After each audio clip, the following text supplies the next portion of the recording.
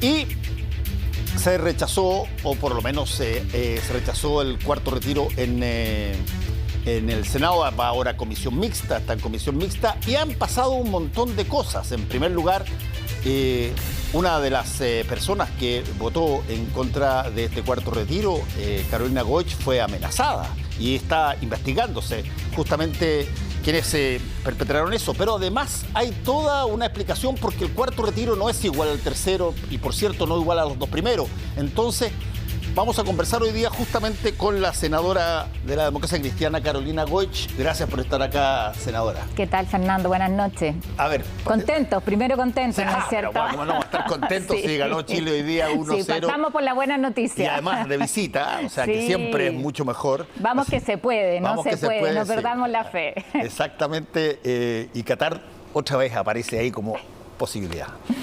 Senadora, despejemos el tema de que fue noticia en estos últimos días, que tiene que ver con amenazas contra usted por haber votado de la manera que votó este cuarto retiro. A ver, ¿cómo fue la circunstancia para saber un poco y después si es que hay alguna, no sé, noción de quiénes pueden ser? Sí, mira, en esto, Fernando, uno puede aceptar la crítica ácida, espesa. Yo sé que este es un tema popular, que mi voto no es precisamente el que mucha gente quería, pero lo que a mí me parece que no podemos aceptar es la amenaza.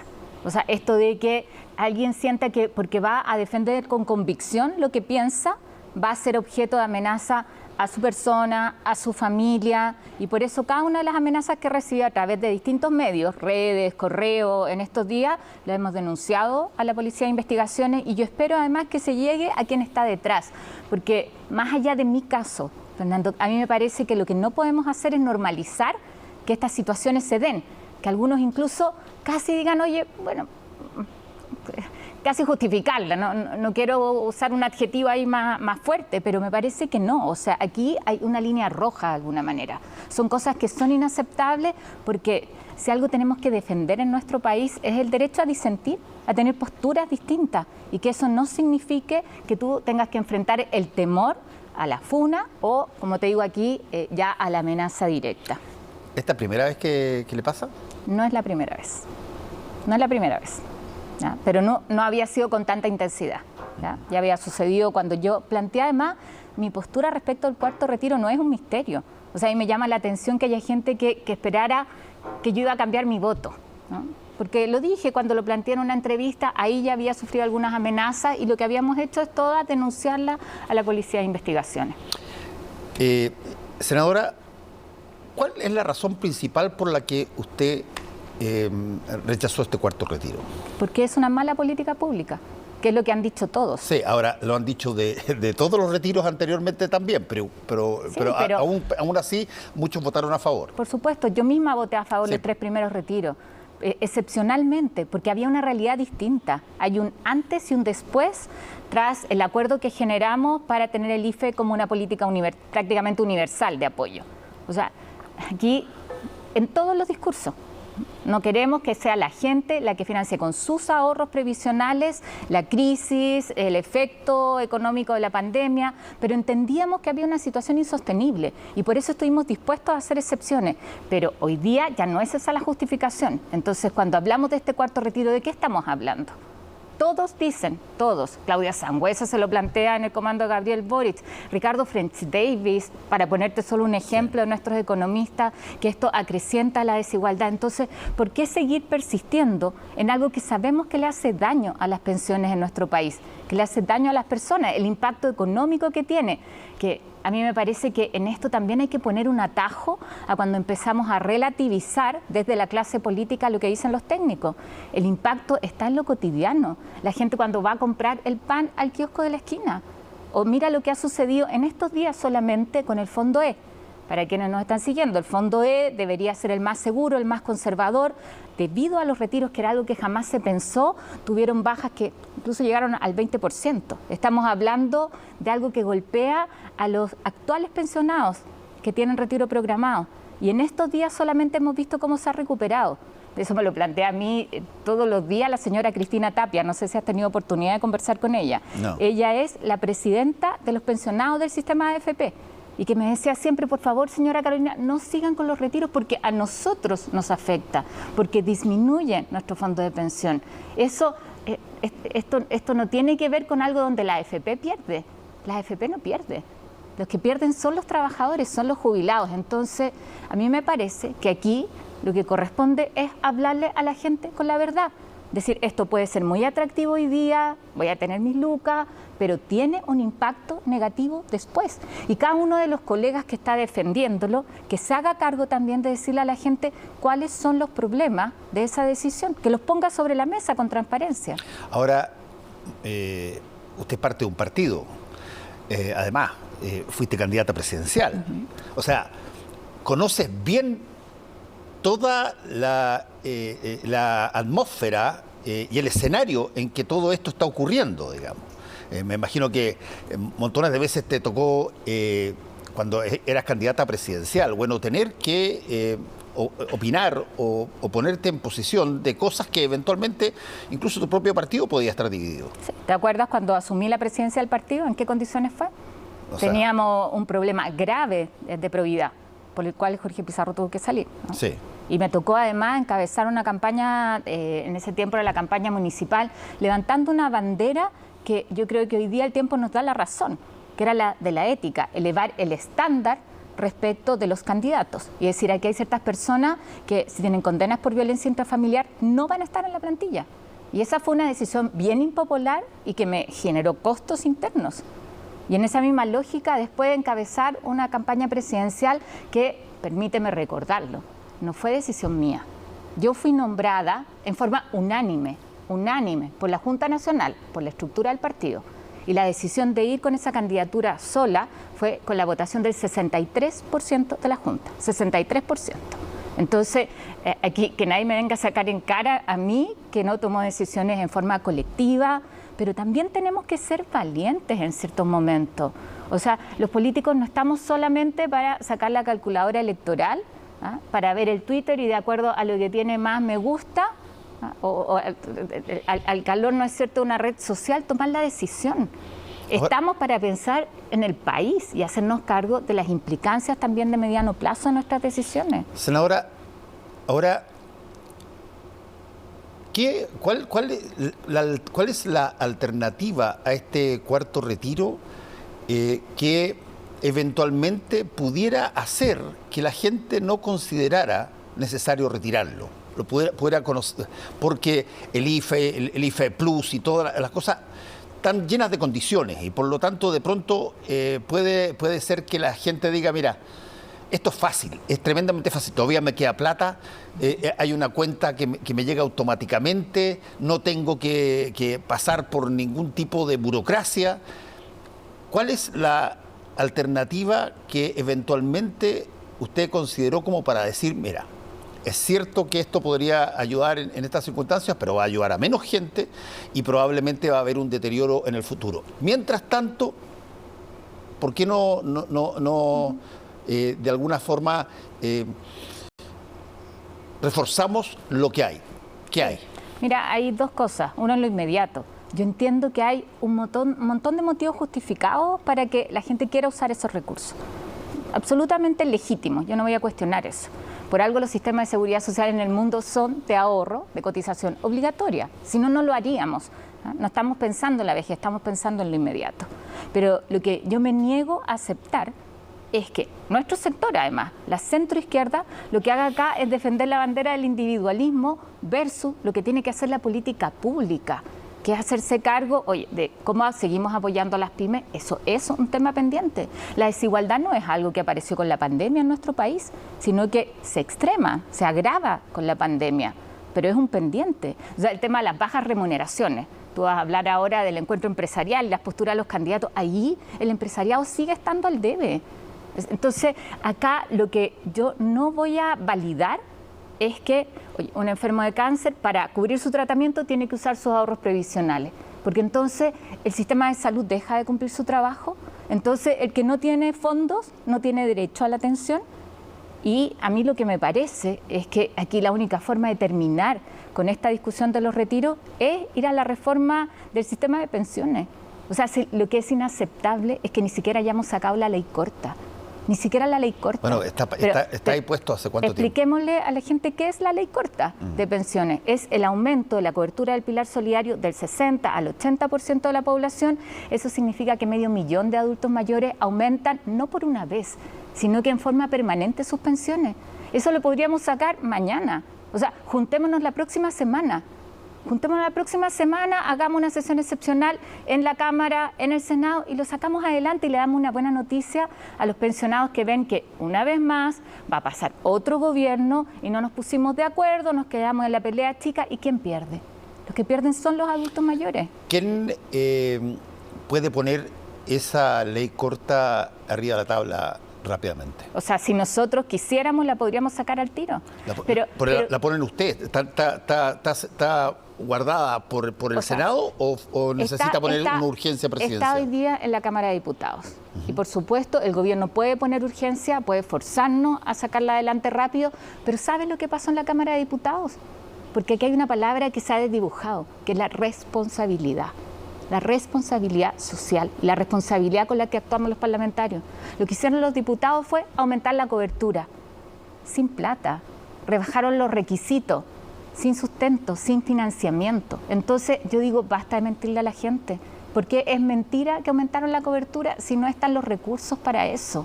Entonces, ¿por qué no sacar adelante lo que está presentado, lo que tiene financiamiento? Y vamos después a la discusión de fondo.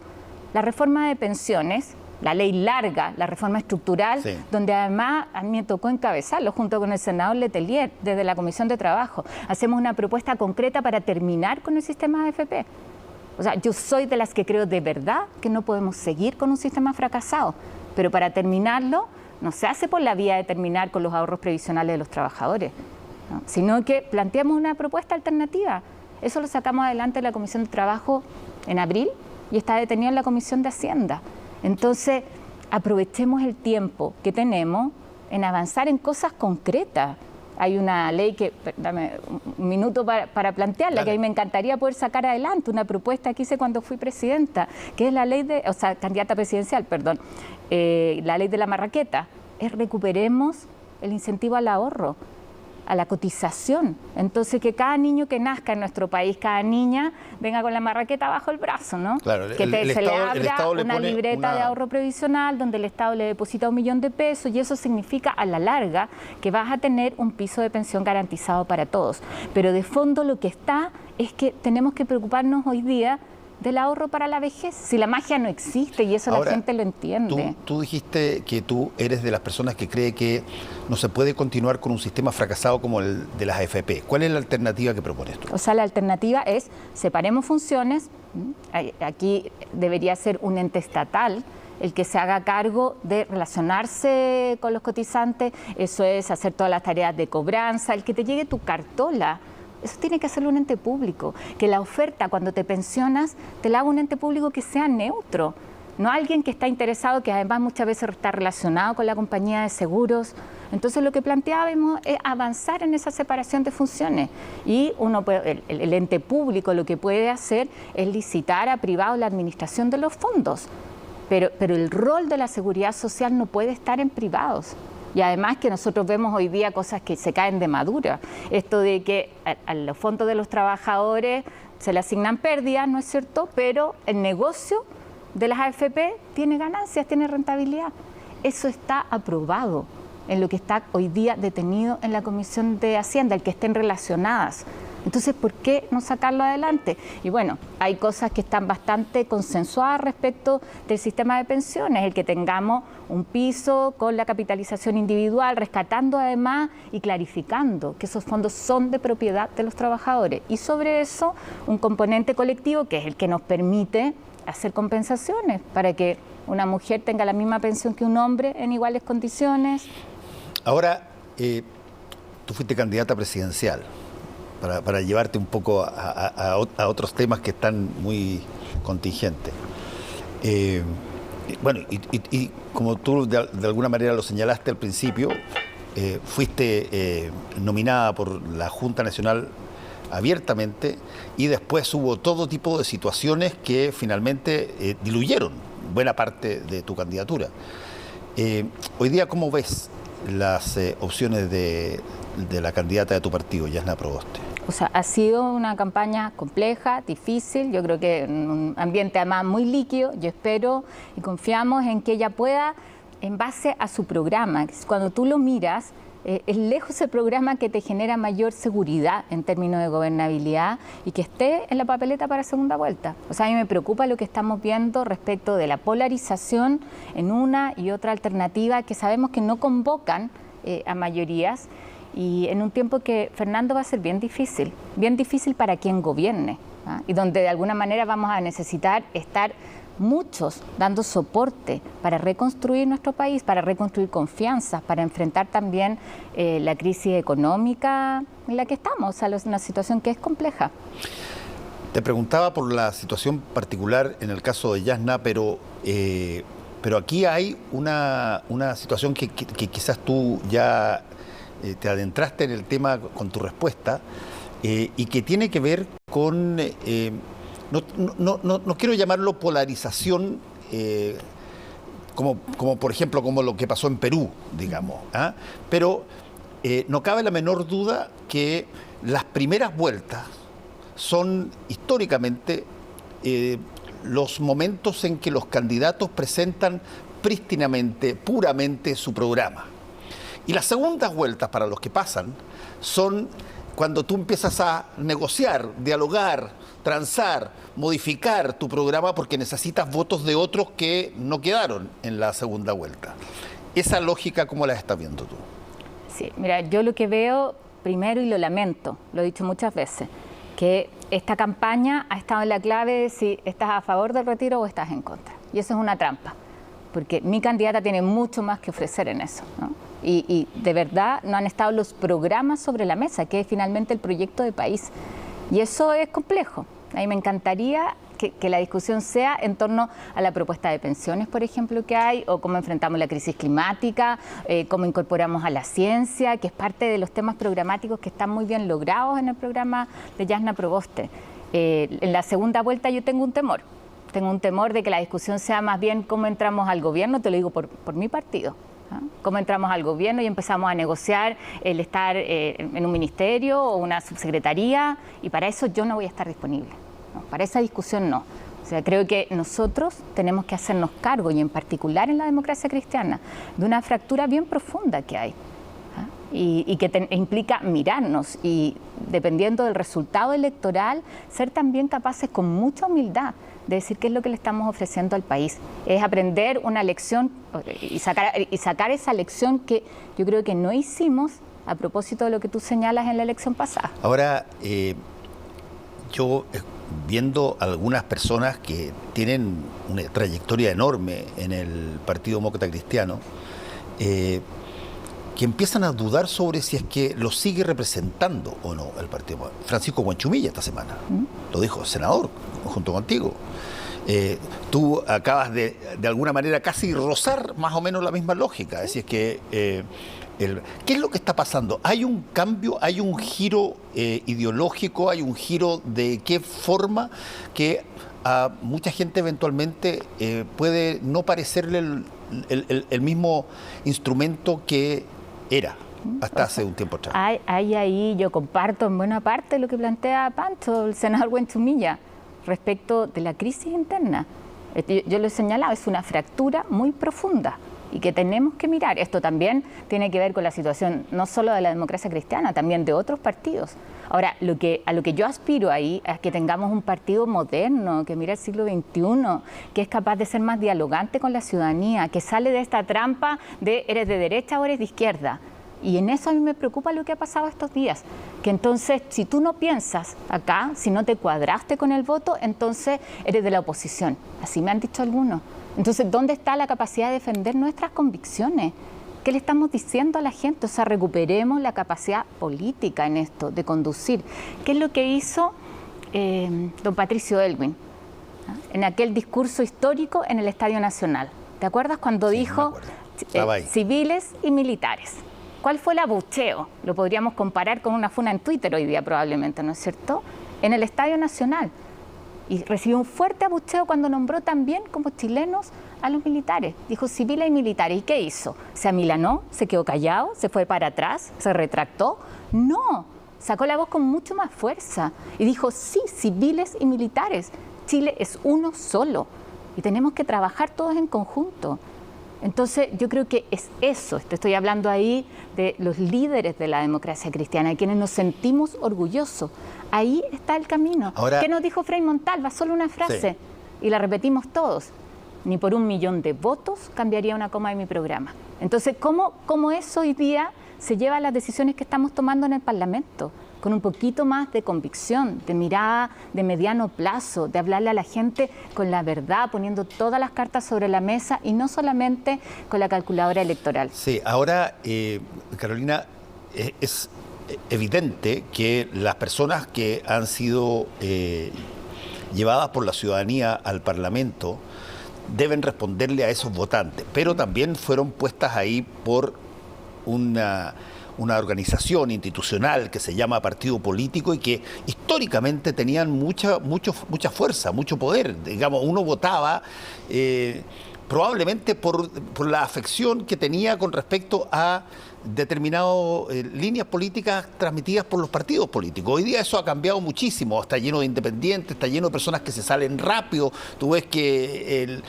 se han fracturado dentro de la Convención Constituyente varios entes que entraron de una manera y que después empezaron a desarmarse. Incluso ahora, este fin de semana, la propia derecha se formó su propia bancada distinta, separándose de la UDI, separándose de otros. Bueno, ¿dónde los partidos políticos que están efectivamente en una situación distinta a la que eran hace 30, 40 años atrás, donde pueden la organización partido político reclamar coherencia respecto de las decisiones que toman sus parlamentarios, por ejemplo? Bueno, ahí hay un tema respecto de cómo fortalecemos institucionalidad. Eso es bien importante, o sea, en el caso de nuestro partido hay una institucionalidad que quedó dañada respecto de cómo se toman las decisiones y eso tenemos que abordarlo, pero también miremos lo que los propios políticos hacen y hagámonos cargo de eso. Hoy día pareciera que lo que se espera es que te des vuelta de carnero, así lo dijo una diputada y un diputado, ¿no? Entonces, hagan lo correcto, dense vuelta de carnero, cambien su opinión. O sea, lo extraño en mi caso es que yo haya sostenido lo que dije. ¿En qué momento? ¿En qué momento, además, sostener tu convicción pasó a ser deslealtad? O sea, ¿cuál es la señal que estamos dando? Si a quienes les ha ido mejor, fíjate, yo no voy a nombrar a ningún candidato, vamos a ser cuidadosos, ¿no? Pero ¿a quiénes les va mejor? A los que son capaces de sostener una línea, porque además eso le da certeza a la gente, que es lo que los líderes políticos tenemos que hacer, es marcar una ruta y decir yo voy a estar acá, a usted le puede gustar o no. Pero es súper complejo cuando hoy día estás acá y mañana cambias de discurso. Yo creo que eso es algo que tenemos que recuperar. Es como tú mantienes tu convicción y esta es mi línea y quien vota por mí sabe que yo pienso eso, ¿ya? Pero además lo digo con todo su impacto, porque a mí me parece que o sea, hay algunos respecto de este tema del retiro, por ejemplo, que impulsan el retiro o el anticipo de las rentas vitalicias y le dicen, no, sí, después se va a arreglar, no tiene costo. Mentira. Póngalo sobre la mesa también. O sea, nosotros en eso tenemos que recuperar, perdona que insista, el hablarle con la verdad a la gente y no jugar con sus expectativas. Sí. Quiero tocar un tema que tú mencionaste que me parece súper importante. ¿En qué momento, Carolina Goich, tú que tienes harta experiencia en esto, en qué momento tú sientes que es legítimo cambiar de opinión, si es que a ti te parece que la opinión nueva o la nueva posición es mejor que la que tú habías planteado? Te lo pregunto por qué. Porque como se ha hecho un fetiche de la consecuencia y que tú tienes que ser prácticamente la misma persona pensando desde los 20 años hasta los 60 años, porque eso te demuestra consecuencia. Y todos nosotros sabemos que en todas las actividades de nuestra vida, en algún momento dado, tuvimos que definir si es que seguíamos manteniendo una posición respecto de algo que por múltiples razones había cambiado y te parecía mejor otra posición. En política es súper castigado el cambio. Y sin embargo, me parece a mí que buena parte de los desarrollos de las políticas se han producido por cambios dentro de la manera de pensar, incluyendo, por ejemplo, todo lo que pasó para que se construyera esta institución llamada Convención Constituyente, pero que personas de la misma oposición de hoy la calificaron en un momento dado de fumar opio. Sí. Evidentemente se cambió la manera de pensar. Yo tengo en eso una opinión distinta, fíjate. El matrimonio igualitario.